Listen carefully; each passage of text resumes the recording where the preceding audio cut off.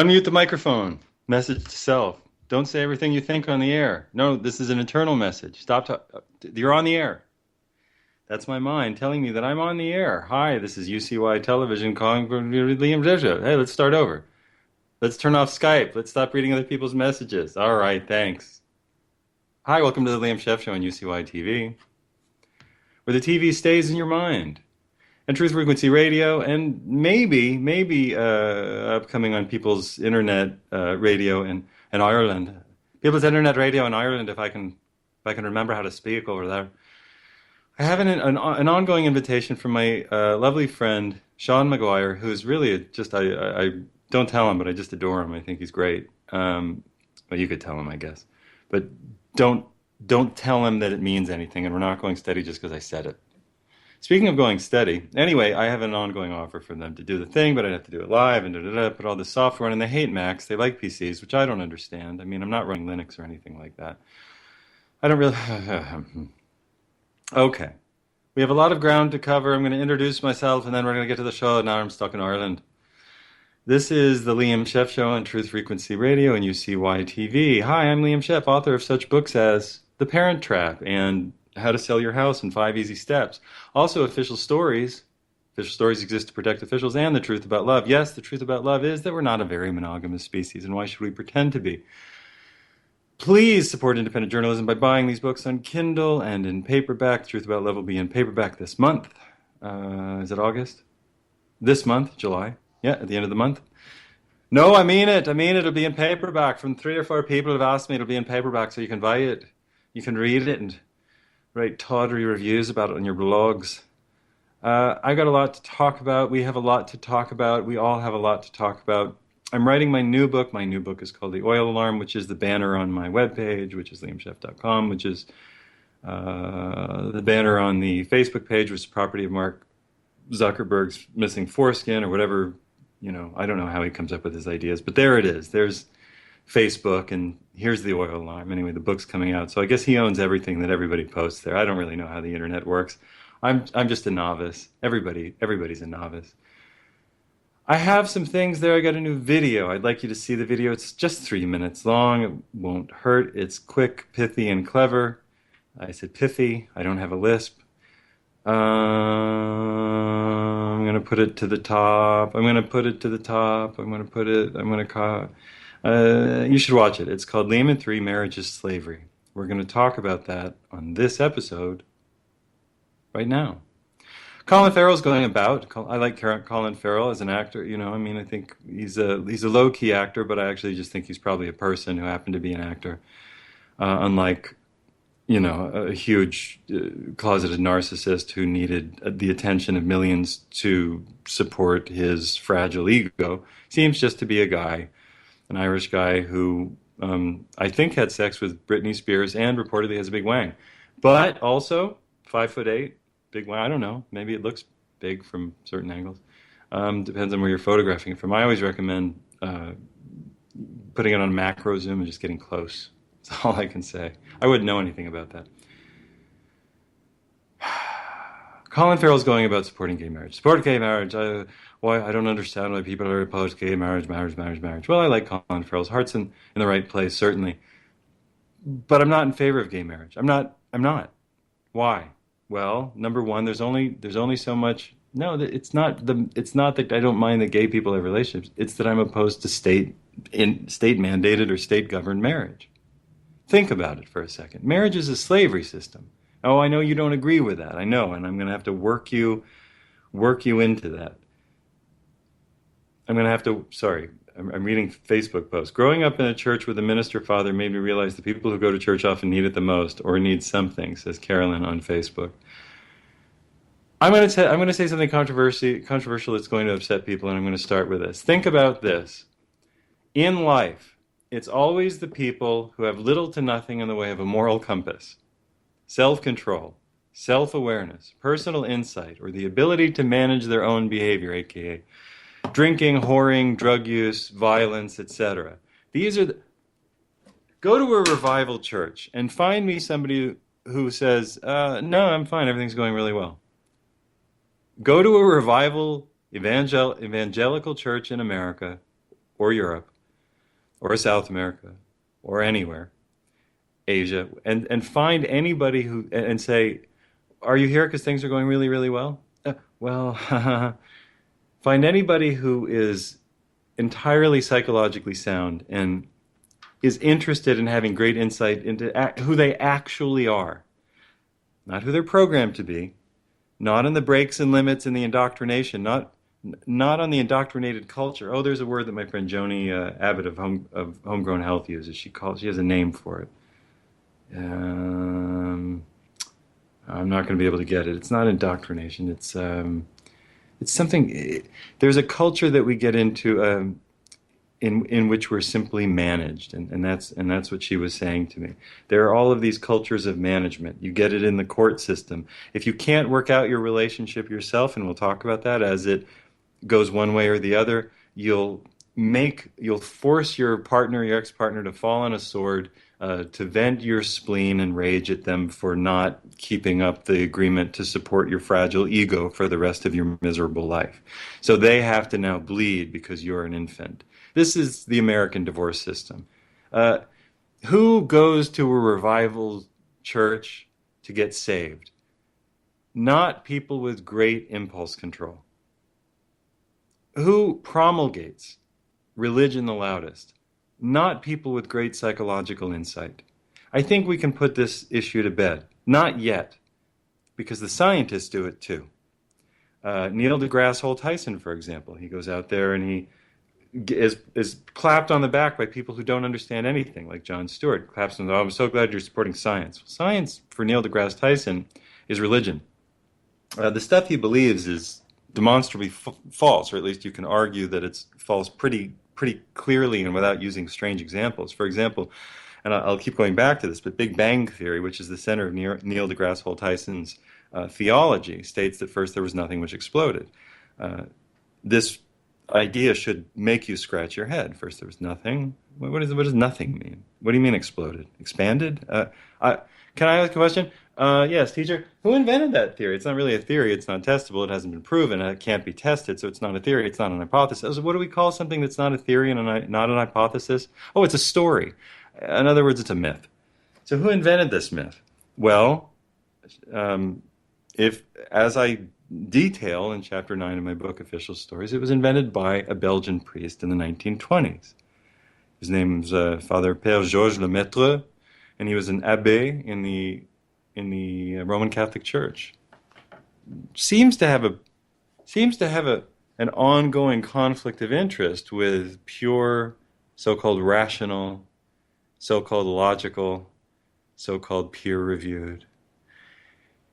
There is no Big Bang. Big Bang is not a theory. It comes about out of the human lifespan, out of the human function for seeing everything with a beginning, a middle, and an end. Because we live in a finite timeline. We see everything as having a finite timeline. Well, the universe doesn't work that way. We can't see the beginning of the universe. There's no incipient moment. There's no inception point. There's no point where it all explodes. The very vague arguments that they put forward about how this might have worked have long been what they call falsified. In other words, they're false. They were incorrect. They said that the blue shift meant things were going at a certain, one way, and red shift was going at another. It was just it had more to do with location in our field of vision than absolute age in an absolute universe. They misunderstood. Then they go to measure background radiation. Well, that's local background radiation. It's like measuring the air in New Jersey and saying it's the air in New Delhi. It's not. It's similar, actually, in parts of Jersey. So maybe they were onto something. Probably not. It's like measuring the air in Brunswick, Maine, and saying it's the same. You understand what I'm saying. It's the same as New Delhi. Big Bang Theory isn't a theory, and it failed. It failed to explain the energetic relationships of things in outer space, so they had to invent space monsters like black holes, infinite power, no mass, infinite gravity, no mass. Well, how did they get there? They invented it. Science is a religion.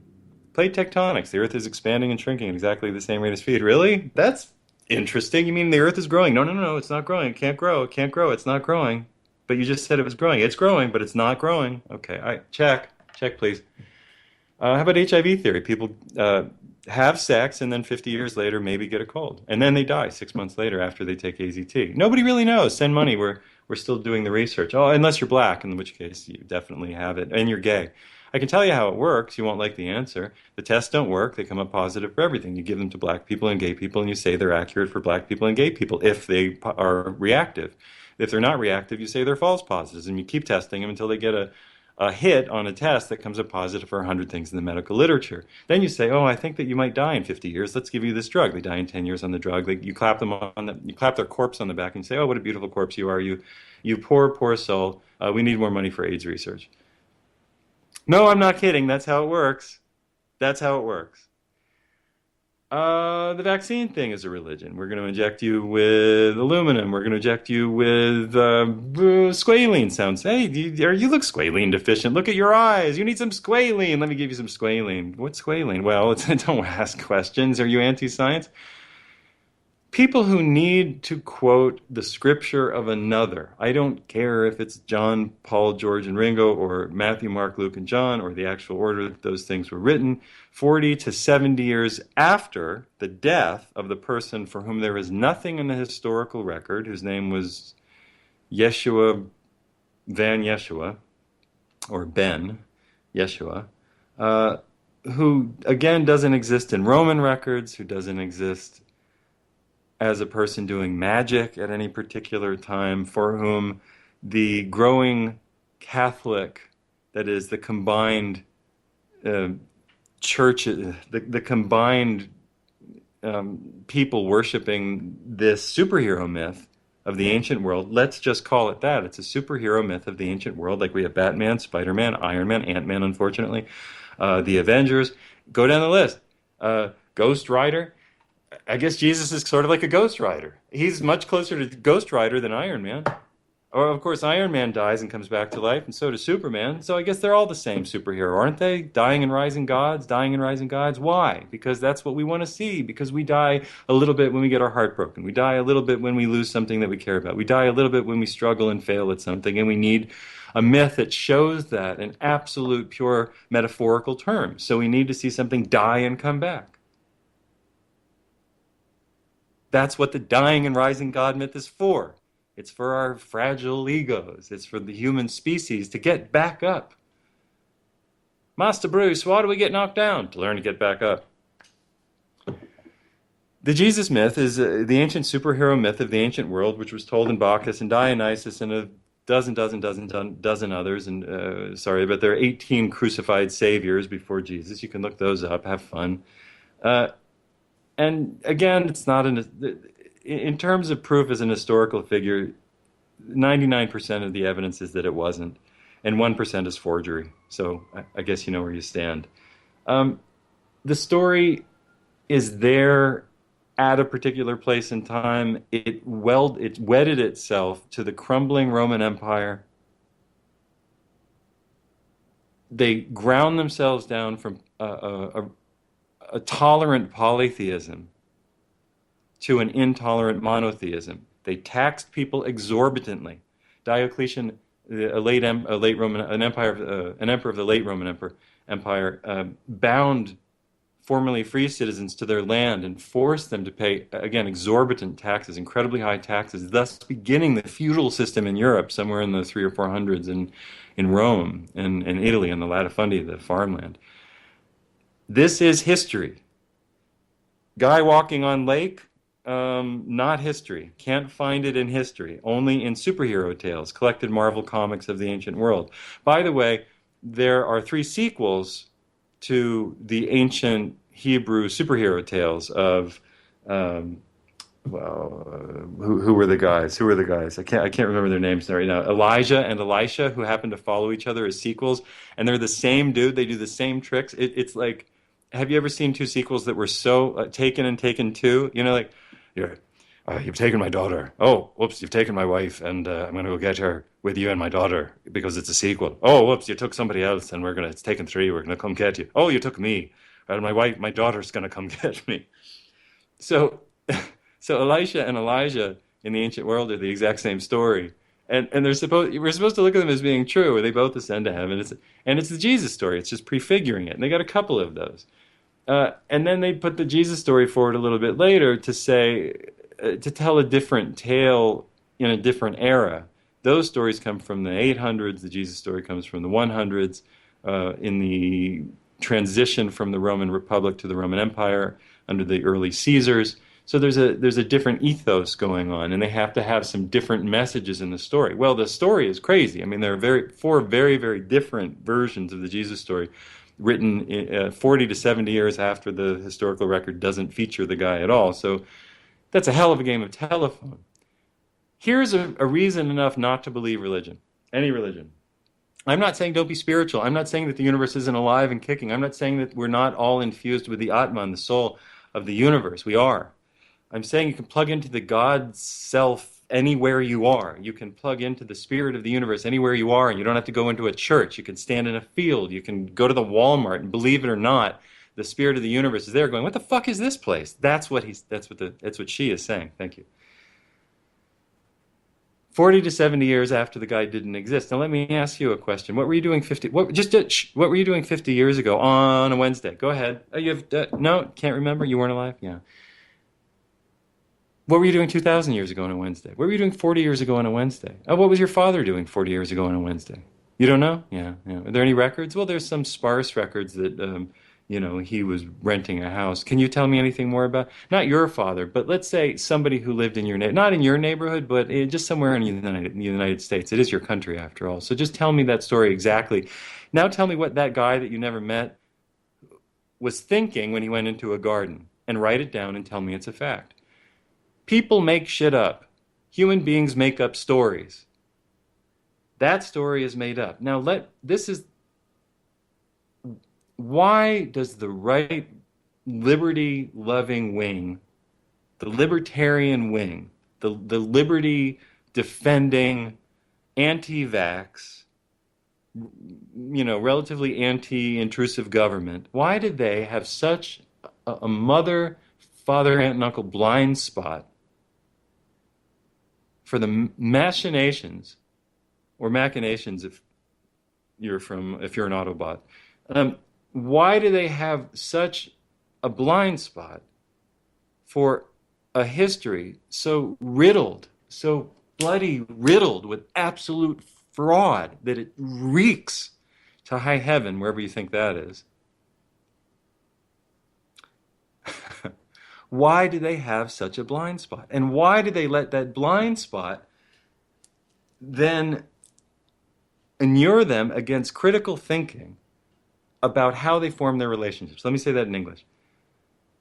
Those of you on the liberty-loving left or right, why is it that knowing that human beings make shit up all the time, that you don't know what anybody was doing 40 years ago exactly or what they were thinking, so why should we worry about what somebody that we never met was thinking 2,000 years ago when there's nothing in the historical record that you have to quote this when you walk into a room because you're so insecure, because you can't think without this ridiculously contradictory, insane book of larceny and pogroms and genocide and rape and murder and disgust and this unholy set of books. And you can go to any religious book in the world. The Bible happens to be one that the crazy people here, the nudniks here, always have to put their hand on and say, I swear. I don't know what I would do if I had to go to court. I swear on a Bible. Why would I swear on a Bible? Have you read a Bible? Have you read it? I'd rather swear on Jane Austen. It's a much more pleasant book. Pride and Prejudice. There you go. Tale of Two Cities. I will swear on Tale of Two Cities. Why? I respect it. No, I'm not. No. I'm not swearing in a Bible. It doesn't mean anything to me. It's a hideous book of heinous, dishonest contradictions pulled together by a late Roman Empire determined to tax the living shit out of its citizenry and grind them down to slaves, which it did, turning Europe into a feudal nation of servants who had nothing to do but kill each other in the name of Jesus, to commit genocides all through Europe in the name of Jesus, until one of the popes, I think it was one of the Pius, Pope Pius, I'm not exactly sure, Clement, Pius, said, okay, enough of that. Go kill the Saracens. Go kill the Muslims. Yeah, that's better. Don't kill each other. Go kill the others. Go find the bits of Jesus that weren't there in the Middle East.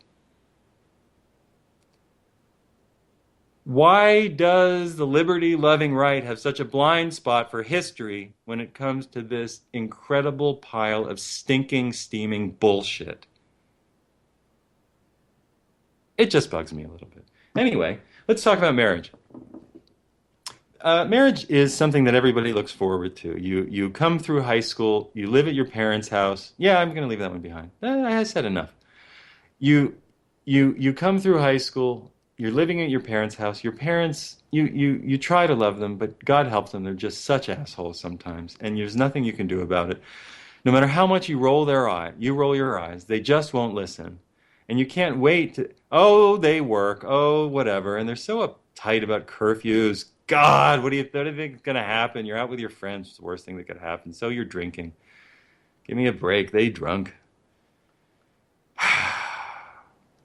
No, I'm not checking fit. All right.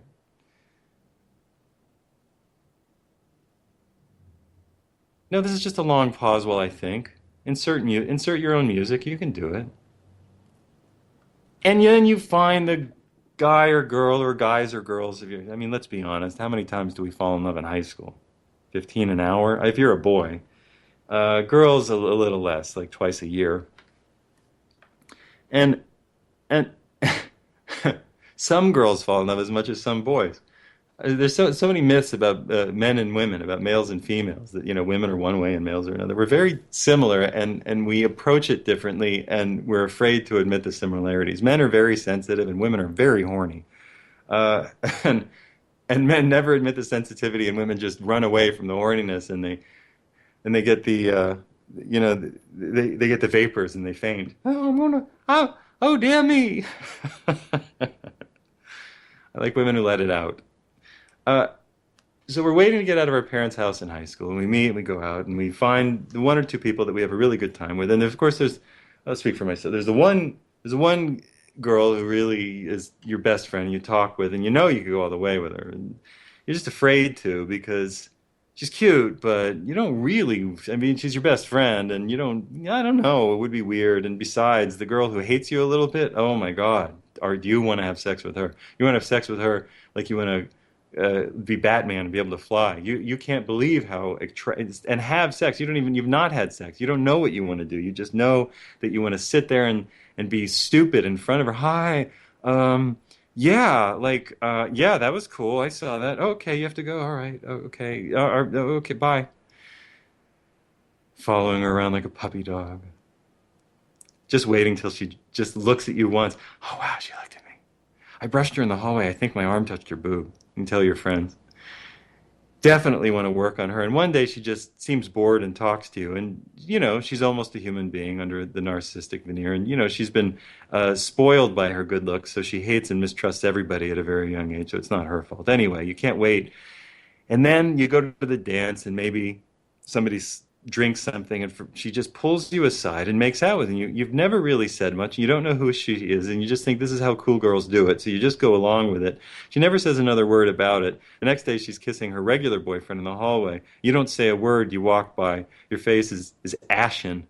Your throat hurts. You go talk to your best friend and she looks at you and says, well, I told you so. So you can't wait to get out of. Is that your high school story? I thought so. It is is I'm not saying that's my high school story. I had a lot of high school stories. I was a lot of different people in high school. High school's a long time, and college, and post college, and whatever. Tell you those stories another time. You're listening to the Liam Scheff Show on UCY TV. We're going to come to a hard break on Truth Frequency Radio. We'll be back at as they say on radio, the bottom of the hour, which means when it says 30 because the clock is pointing down. I hate saying that, so I won't. We'll be back at the 30, which really doesn't sound good. Maybe I'll say the bottom of the hour, but that sounds kind of offensive. Is it a big bottom? We're just going to keep going. We're going to blaze through this 3-minute break that Truth Frequency has. So you're waiting to get out of your house. You finally get free, and you grab that girl that you really, really love talking to and are turned on by, and you just make each other laugh and you fight sometimes, but you manage to work through the fights because you know how to listen to each other enough. And she is probably right more than you are probably. But sometimes you're right, and sometimes she tells you that, and you really appreciate that. And so you have a good relationship. So you get out, and you're actually able to go have sex because God knows your parents were monitoring you all the time. So you run out and you have sex. You're just so happy, and you look at each other, and you say, well, that was great. And you say, well, what do we do? And she looks at you and says, well, I don't know. And you look at her and you say, I don't know. What are we supposed to do now? I guess we're supposed to, I mean, I love you, right? Yeah, well, I love you too. Well, I guess we're serious, right? Yeah. So I guess we're not, I guess we're seeing each other. Yeah, we're seeing each other. So I guess, are we exclusive? Yeah, yeah. I mean, I don't want to see other people. No, no, no, no, no. That, I don't, no, no, no, no. I like you. I don't want to see other people. And there you are. At 18 years old, you've become your parents, maybe 17, because nobody tells you otherwise. You get locked into the system. Soon she gets pregnant. You get married because there's nothing else to do, and you're in a system. What is getting married? And why does the right, the liberty-loving right, say in order to have an adult relationship, you have to go to the state with cup in hand or cock? Excuse me. If you're raising roosters, or you're raising hens, whatever you're raising, you bring it and you have to bring it to the state and you have to say, I love this person. May I please ask them to love me back? And the state says, yes, only if you promise forever, and also if you touch anybody else, you're in huge trouble. I mean, if you have any passing affections for anybody else that you demonstrate, we can tear you apart. Okay. Can I sign? Was there a piece of paper to sign? Yes, there is, actually. It's called the marriage. Oh, thank you. Can we go in front of a whole room of people? Yeah, there's a church. We can do it in the church. Oh, good. We could say things that were invented by... Who invented these things? Well, we don't really know. They were sort of medieval or, really ancient, archaic things. And the man is going to be the man and the woman is going to be turned into a wife. And the wife has to provide things for the man, and the man has to provide a home. And the woman has to provide a child. And then that's it. Then you can die. Really? That we, I mean, we just, we just started. I mean, we're young. We just started. What do you mean? That's it. We can die. We're just going to work for the rest of our. What about like more adventures or romance? No, it's just okay. Sorry.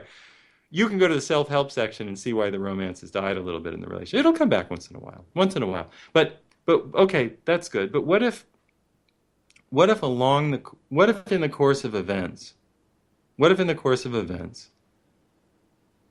What if in the course of events I meet, just like I met this person, what if in the course of events I meet somebody and I get excited in a new way? I mean, what if I get excited in a new way? What if I discover that I'm bisexual? What if I discover that I'm a bisexual female and I'm married to a guy and I want to have threesomes with him? I mean, what do I do? Well, you tell him, number one, just saying, breaking the script a little bit. You're listening to the Liam Scheff Show on UCY TV and Truth Frequency Radio. We're talking about relationships. Why does the right-wing liberty-loving movement feel the need to go grovel before the state and the church in order to have a personal life? Why? Why do you feel the need to get a license to have a relationship? You don't want to get a license to get a gun. You don't want to have a license to grow a garden in your yard. You don't want to have a license to have a business. You're libertarians. You're right-wing, liberty-loving people. Live free or die. Yes, but we're going to get married in the name of the ancient church, which was based on a series of insulting ancient superhero myths and fictions promulgated by the dying Roman Empire to tie people to the land in the dying Roman Empire, to make Europe feudal, to make the whole... This language comes about to bind women to men to the land, so that as Tony Soprano's guy, what was it, Silvio says, money goes up, bullshit trickles down. You got to kick money up to the capo di tutti capi. You got to kick money up to the Godfather, the Duke, the sheriff in your neighborhood. You got to kick money up to everybody. And the bullshit comes down. Now, if you are not happy in this arrangement, I'm not saying you're in a bad marriage. I'm not criticizing your partner. I will say, by the way, that religion is the first, and this I'll do this on another show. Religion is the first refuge of scoundrels.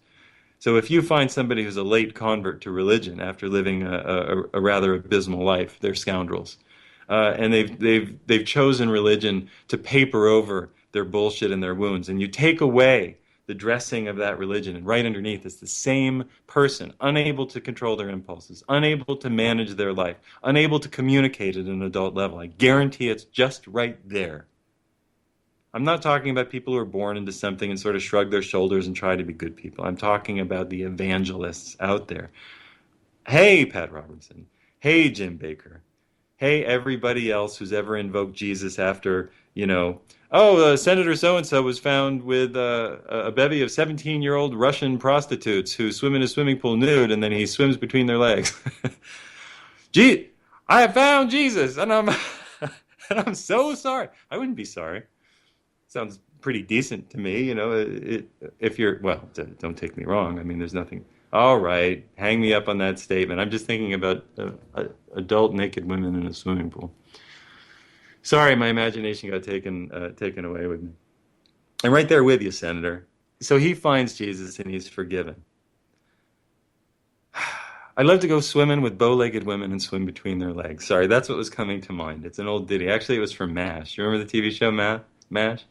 And the Emperor Diocletian, by the way, the Emperor Tiberius, for whom James T. Kirk is named, James Tiberius Kirk, actually filled a swimming pool with. This is a disgusting story. You can look it up. It's in Suetonius. He filmed a swimming pool with very underage, very disgustingly underage people to nibble on his thing. So that's the empire of Christianity that we worship, anyway. No, I know I'm mixing my ages and metaphors. I'm just trying to get on with the story, and I'm just carried away. I'm just going to stick with this image of naked women in a swimming pool for a second because it's pleasing to me. Why are we so afraid? Why are we so afraid to admit that sex is appealing? It's like sex is bad for us. Is sex bad for us? Is sex bad for us? It's not. Sex promotes dopamine, oxytocin, serotonin, and endorphins. You get our dose, D-O-S-E. We get our dopamine, oxytocin, serotonin, and endorphins. We get our healthy, chemical, healing, energizing, soothing, re-energizing treatment from not just penetrative sex, but affection, hugging, kissing, cuddling, back rubs, pinching, laughing, tickling.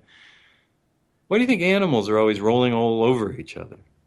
Because it's built into the system. Why do you think kids jump all over each other and play and hug? And when do we learn to stop doing that? Why do we not hug each other more? Why do adults not sit on each other's laps and squeeze each other and laugh? Why do we not lay with our heads on each other's stomachs and talk? Why? It feels good. It's good for you. As long as you want to. I mean, what in the world? Why do we have this terrible apprehension about it? We're so afraid of genitals. We're so afraid. Oh my God, something genital happened. Hey, let's go watch Netflix. I heard it's that Kevin Spacey show where he fucks people and kills them. Oh, good. That's healthy. Hey, that's great. Hey, let's go watch Breaking Bad. I understand they're going to kill and fuck a lot of people. Oh, great. Let's watch that. Hey, let's watch Tony Soprano kill and fuck people. Great.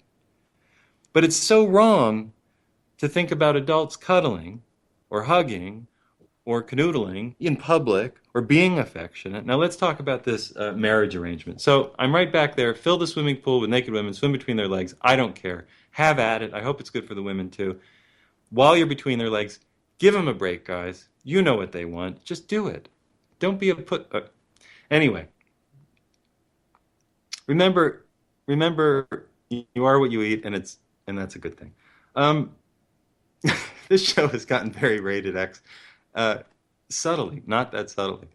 So the right wing feels the need to go get its relationship marching orders from a defunct, broken, ancient system of Hebrew herding culture violence, papered over by a very thin, very artificial veneer of first century BC, another hysterical joke on us. BC, AD, really? Really? All of Western history is measured since a period called zero. Sorry, the Roman Empire was in existence for a few hundred years. The Greeks had been around for 800 before that. The Egyptians for a couple thousand. The Chinese for a couple thousand.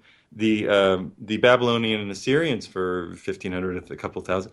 We're a 4 or 5 thousand year old civilization. Us now today, we're 4 or 5 thousand years old, maybe longer. You go back even further if you want to. But in real terms of a direct hand-to-hand of material, Sumerian cuneiform, et cetera, et cetera, et cetera, interactions with the Near East on trade routes, we're many thousands of years old as a culture. So fuck you, everybody, not you people out there, of course, but the people who invented this 2000, this AD, BC thing, whatever. Fuck it. Zero wasn't a point when anybody important was born. They'll tell you that. The so-called Christian scholars will tell you that's just a made-up date anyway. I really want our timeline back because we're supposed to be worshiping and connected to the ancient Babylonian, Assyrian, uh, Greco-Roman, and Egyptian cultures. And if you're Asian, of course, you're worshiping on your correct calendar. You don't have to use this bullshit Western calendar except to do business with us over here. We don't have any respect for where we come from. We don't have any respect for the thousands of years it took to generate this ridiculous culture that we live in. I know that's a contradictory statement. So the right wing's crawling to the church. Yes, and the right wing libertarians will always stand up and say, anybody who stands up and says, Jesus, in the name of Jesus, or Jesus loves us, fuck off. Fuck you. I mean, deeply from the bottom of my everything, fuck off. Leave your weirdo bullshit cultism outside of what you want to do with liberty and love. Because the Bible is not a freeing book. It's not. You haven't read it if you say it is. Or you've only read the tiny passages that they can fit on the back of a gum wrapper that they force feed you in Bible school. And by the way, in Bible school, uh, man, do kids get their minds warped. Kids will sit in Bible study school and say, well, I don't understand. I don't understand how that happened. I remember this. I don't understand how that happened. Oh, ours is not to question why. The Lord doesn't like sinners. Kills critical thinking in the womb. Christianity murders critical thinking. So does, well, Judaism's a little different. Judaism's weird, but it doesn't kill critical thinking. It artificially, it stunts it in some ways and it expands it in others. Jews are taught to be argumentative. Christians are taught to be obedient. It's a weird system. Islam kills critical thinking, and it also, all of these things make critical thinking about the other possible. Christians are incredibly willing to be very, very discordant about Mormonism, which is a cult, and Islam, which is a vicious cult to them, and Hinduism, which is a back-assward cult to them. Everything's a cult to Christians, but not Christianity. Hinduism accepts all religions, by the way. It's like, yeah, well, we have so many gods. Who are we to say? We should be more like that. We should say, yeah, nobody knows the ultimate answer. There's no ultimate arbiter of this stuff. We don't know. These are stories written on papyri by ancient people who weren't around when the actual things were happening, and most of it's clearly made up. I mean, these are obviously superhero stories meant to entertain crowds. These are passion plays meant to motivate people into crusading or ways of thinking. These aren't logical stories told to us in a boring textbook that makes any kind of sense with anything relating to footnotes. These aren't even rants or opinion pieces. This is pure bloody fiction. This is just fiction inspired by the murderous events of that period of time. Just like Batman is inspired by the murderous events of periods of the time that Batman was invented. Superman was invented to represent the Übermensch, which was an argument, a philosophical argument going around in Germany, which Hitler glommed onto, which was reincorporated by two Jewish cartoonists and writers. It's not Lieber and Stoller. I can't remember their names. Lieber and Stoller wrote Ruby Baby. But anyway, the guys who invented Superman. So they stole the Übermensch idea, made it Superman, made him Kal-El, which is a Hebrew name. We're still living in the ancient superhero myths. Why does anybody stand up and say, in the name of Jesus? Fuck you. Say in the name of the spirit of the universe that motivates us. Say in the name of us doing reasonably good things to each other and ourselves. Say that in the name of cooperation. Say, I love to go swimming with bow-legged women and swim between their legs. Say whatever you want, but don't say in the name of Jesus to me. Don't say it in groups. Fuck you. You want freedom of religion. Leave your religion out of my face. Get it out of the public sphere. Neil deGrasse Tyson, leave your fucking science is God shit far away from me. Sorry, that was my one F-bomb, I think. I'll leave it alone. Neil deGrasse Tyson, leave your worship of science far away from the podium. You don't know anything. There's no Big Bang. There are no black holes. HIV theory is shit. Plate tectonics is just so bloody out. It's so out there. Nobody knows. Uh, every other thing, vaccine theory, injecting poison into people makes them better. What does not kill me make no. What does not kill you quickly kills you slowly. Let's adjust that, I think, Nietzschean statement. What does not kill me makes me stronger. No. What does not kill you quickly kills you slowly. That's what it does. Vaccines don't make you stronger. And you can go and search the data to figure out if they make you stronger. Why is there a government group there to pay out people who are killed by vaccines called VAERS, Vaccine Adverse Reporting Service? Event Reporting Service. Why is it there? Because nothing bad ever happens? Oh, I've cursed many times. I forgot I said fuck you many times. But I said it with the best of intentions. See? No, I just said it. I'm not going to lie. But fuck you, VAERS. I guess it's an F-heavy day. Also, fuck you, Supreme Court, because the Supreme Court ruled that nobody can sue vaccine companies because vaccines, I think in 1987 or so, there was a case against a vaccine manufacturer. I don't know if it was Merck, I can't remember. And there was a kid who was so damaged by vaccines, he was tormented, curled up in his wheelchair. They had to close the shutters in the courthouse because if light hit his eyes, he went into his spasms and couldn't stop. Well, the jury saw enough and was going to give these people millions of dollars, and the vaccine manufacturers went to the court and said, "Well, sorry, we never, we can't." We went to the American government, U.S. government, said we can't sell vaccines anymore if you're going to let us be sued for it. So the Supreme Court ruled. You can look this up. That vaccines are manufactured unavoidably unsafe. Fuck you, Neil deGrasse Tyson. Fuck you, Jon Stewart. It's a big F show today. You guys don't read the fine print the same way that the Jesus people don't read the fine print. You don't care. You're on a side. You've picked your side and you think you're right. This is the greatest mistake that people make. You've picked your side and you can't see anything else. The liberty-loving people pick a side. The side is against government intrusion.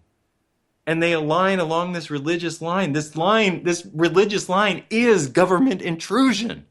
It's ancient government intrusion into your sex life, into your psychological space. Now, let's talk about monogamy and the myth of monogamy. We are not a monogamous species over time. We are a loving tribal species. We fall in love for about 16 reasons. The first love that we have is, you're nice to me, I'm attracted to you, and we kiss, and that's nice. That's young love.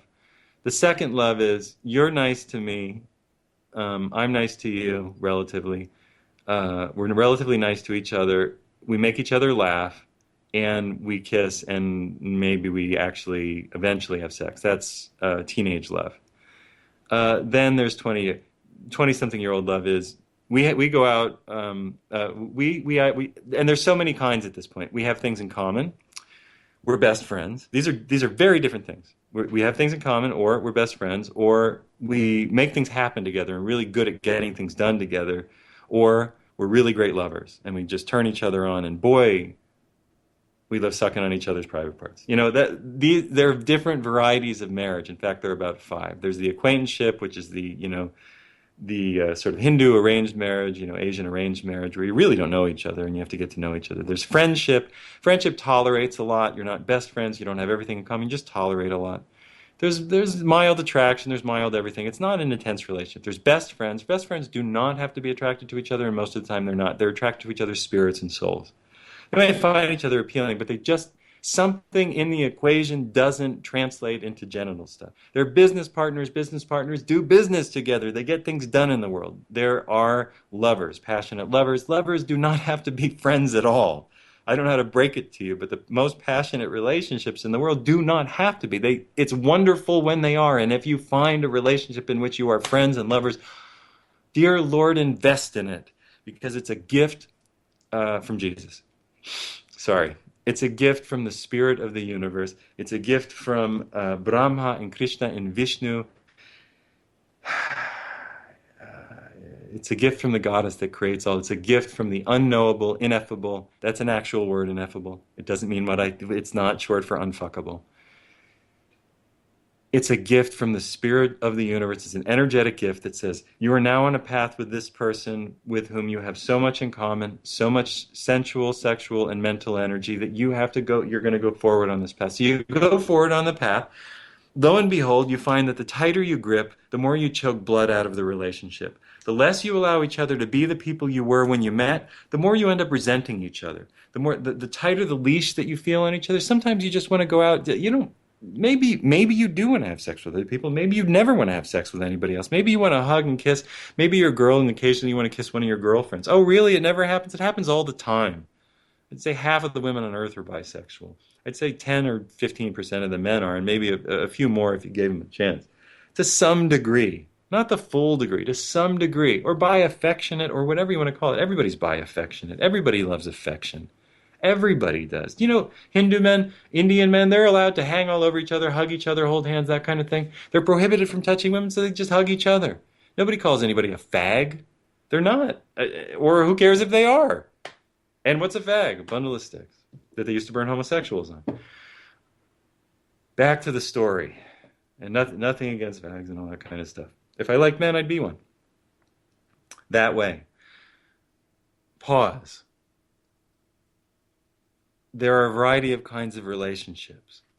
When you get married, you've decided that for the rest of your life, you're never going to have any of them again. Because what you're doing is you're putting a leash around something. Now, wise people get married and they give each other enough room. But they get very fussy about the sex thing. Well, we did promise it's till we die. Why?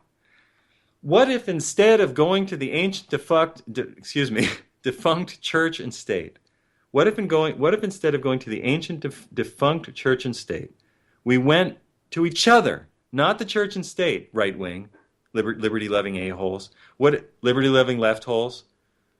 What if we went to each other and said, I like you so much that I want to spend a great deal of time with you for a long time. I don't know how long. Nobody knows how long they get. So I'm going to say a long time. Or I think that you're a wonderful person who would be a wonderful mother, and you're exactly the kind of person I'd like to have kids with. I'd like to have those kids with you and support those kids forever with you. But, and here's the important part, Mr. and Mrs. America and all the ships at sea, I will not constrain you from pursuing your own interests in life as long as you maintain the responsibilities to the things we've built together and you communicate with me. Now, in the case of loving someone extraordinarily, being in love, the first time that you hear this idea, you're repulsed. Well, I never want her to have sex with anybody else. I never want him to have sex with anybody else. No, not in the beginning. Well, unless you're a very open person and you've already had plenty of sex, then the thought doesn't bother you anymore because you've had plenty of sex. I mean, I've had plenty of sex, and it doesn't bother me to think of somebody I love having sex with somebody else. It's like, good, I'm glad they're having sex. If I'm going out with someone, I'd prefer to know that, and I might feel a little iffy about it. It depends on the relationship.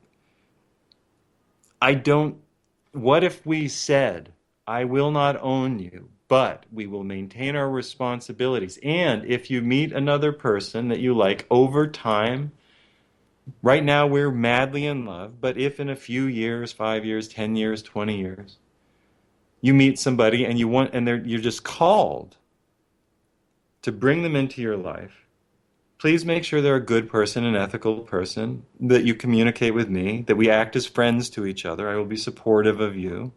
And make sure that they're going to be a good person to have around the people we're taking care of, etc., etc., etc. At that point, we're talking about building tribes.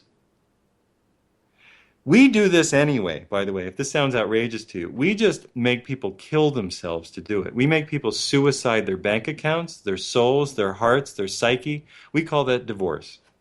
Instead of allowing people to say, I'm not going to marry you, but I'm going to have this arrangement with you because I love you so much. I love you so much, I want to take trips with you. I see our vision is trips here and there and building things together or starting a business or whatever it is that is our thing. I see us going to do that. That's what I see. And it moves me, and I'm so taken with the thought, and I can't get it out of my head. And please, are you interested in that? Would you mind doing that? Now, what you don't hear in the thing I'm proposing is this notion of I promise to be your slave, and you have to be my slave, and your genitals are my property, and mine are your property. You can watch Netflix and watch Kevin Spacey fucking kill people for catharsis. Fuck that shit. Fuck it. It's disgusting. Why don't we actually live our lives? Why are we not actually living our lives in this country? We're entirely enslaved to an ancient, archaic, Hebraic, Babylonian, Assyrian, Greco-Roman, late medieval set of fictions about how we have to maintain ourselves in these increasingly isolated nuclear pods with no help, totally reliant on the oil state, totally reliant on our cars, totally reliant on Monsanto. Do you want to know why they have so much power in our lives? Because we have no help from each other. We're not there for each other. We don't have any relationships with each other because we're terrified of breaking this stupid taboo about falling in love with other people. Let me tell you something, husbands out there. The worst thing that happens if your wife falls in love with another person is that she's a happier person. And she'll probably like you better. If you let her have that experience, she'll love you. She'll love both of you. I don't know how to break it to you, but women are capable of a lot of love. They can love a lot of people in different ways. Women out there, if your husband falls in love with somebody else and you don't, and you say, it's okay, I understand, you can love somebody else. You take care of the kids, you maintain this stuff. He will not even know what to say. He will consider you a goddess. He will consider you an otherworldly being. He will cry in front of you and say, I thought you would hate me forever. You say, I'm a little hurt. I mean, do you not like me? Yeah, it's just human, Don't take it personally. And you say, it's okay. I know we fall in love with different people at different points. You may find that by opening your relationship that the girl you're with is actually bisexual and wants to bring girls home for you to have threesomes with. I don't even know how to explain that. What kind of Christmas... How do you say, I mean, what are you waiting for? A lot of women are waiting. I have had women tell me, I'm bisexual, my husband is very uptight, he would never go for it. Never go for it? Hello, nurse, check, waitress, something. I'm done. By the way, women, if your guy falls in love with somebody else, and you say, here are the rules. Don't get me herpes, don't get anybody pregnant. If you do get somebody pregnant, then we're all going to raise these kids together. Make sure she's not a crazy bitch. Let me meet her. Let me meet her. Let me meet her. I mean, it's okay. I'm not going to just say no because she's a woman who you like. Let me actually meet her and see if she's not a narcissistic, crazy, pathetic clinger-on who's just looking for the drama of the unavailable man, but who's actually a good person.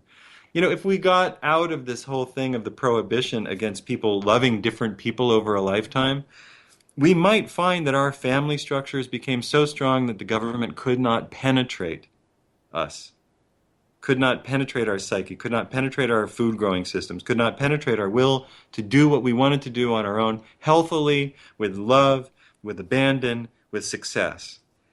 Women really cannot raise many, many children alone. They're going to rely on Tide and Monsanto and Nestle and Kraft. But if they have sister wives, either present or going or coming or going, or if the one and the husband, if they've just sort of lost interest in each other, just, go have your fun with another, as long as she's a sane person and she's stable and she can have an adult relationship with all of us. What's the big deal? Then the wife, the first spouse gets to go do her thing with it. We get to build these networks. The adults are there to provide food and shelter for the generation that's coming up. The generation that's coming up is learning about the world. They're not being shamed and told that they're horrible for dating or caring about each other or being affectionate. They're not constantly shamed. there's the adults are not constantly rerouting their affection into maintaining like little litters of pet dogs and Netflix subscriptions and all the other bullshit. Eating disorders go away. All of the other stuff that's totally a mask for us not having enough kindness and affection goes away. Children, I think, are more protected because there are more adults watching. There are more adults going, no, that's a fire, don't burn yourself there. And it's more laissez-faire because the children essentially, if there are a lot of children in a group, raise each other. And the adults don't have to pay people to mind the children. You have a big enough group. That's why the Mormons, the LDS people, do what they do. I mean, listen, there's a lot of troubling shit in the religious aspect of LDS, but I know someone said for God's sake, but they can raise a lot of kids without the kind of strain that the rest of the Western world goes through because they've relied on each other and they grow food. Now take the religious culty aspect out of it, make it about choice. Give women a choice to be in a new relationship, to not be in the relationship. Give them a choice. Let women have the same rights as men in relationships as long as we're looking out for the needs of any mutual responsibilities, whether it be a business or children. Look out for their needs, protect them from predators, and I mean wolves and people and whatever. Make sure you're bringing good people into your group. How do you know if it's a good person? You keep them or you talk to them, you have some experiences with them, you ask them about who they are, and you work with them. You get to know them. You take the chance to get to know them. You open your heart a little bit. You open your mind, and you get to take the chance to get to know them. And you trust that there's a spiritual path that we're on, and we're going to meet people along the way who are here to give us things and teach us things. Instead of living in this hardened, isolating, sort of cold, stony New York City kind of world, like a like an O. Henry short story who's the guy who wrote about New York? I'm not going to get it right now. Anyway, there was a guy who wrote short stories about New York, and everybody's a cutthroat, and everybody's out for everybody and for himself, and it is dog eat dog. Well, we're not supposed to be that way. We are supposed to look out for each other better. So, right wing, who stands up and tells me that Jesus doesn't do anything, you do. Jesus isn't. This is just an ancient superhero myth. Now, get that out of the way. Stop worshiping ancient government. And on that note, and love each other. Be nicer to each other. Stop condemning each other for not believing the exact same thing. Like I've condemned you for this hour on the Liam Scheff Show. I know this was a big bitter pill to swallow, but just doing my bit. Throw your arms around each other, spread the love, spread the joy. Please tell people to listen to the show. The show's the Scheff Show, and you see why TV. Buy my book, this is my new book.